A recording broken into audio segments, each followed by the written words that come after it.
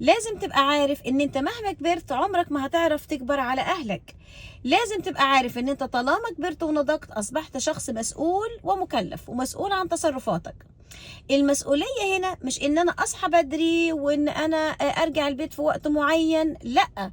المسؤولية ان انا ابقى عارف ايه التزاماتي وايه اللي مطلوب مني، وقوم انزل دور على شغل، اتعلم مهارة جديدة، روح اتعلم لغة، روح اتعلم ذكاء اصطناعي، قدم في شغل، حاول تطور من نفسك، تبقى عارف انت ايه المطلوب منك.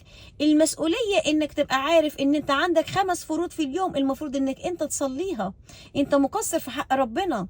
المسؤولية ان انا ابقى عارف ان انا عندي اخوات اصغر مني، فبالتالي مطلوب مني ان انا احتويهم واوجههم، مطلوب مني ان انا اتعامل مع افراد العيلة بشكل انضج من كده.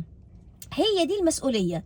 طيب انا بقيت حر، انا حر في تصرفاتي. الحرية بتاعتك تتوقف عند حدود تعدي حرية الاخرين، يعني لازم تحترم قرارات امك وابوك.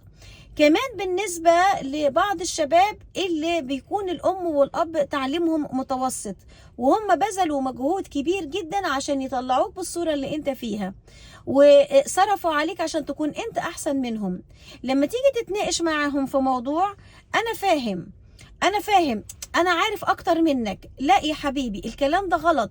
حتى لو كان تعليمهم متوسط، العمر خبرة، السن خبرة، لازم تحترم الأم والأب. هنا أقدر أقول أنت كبرت وبقيت مسؤول.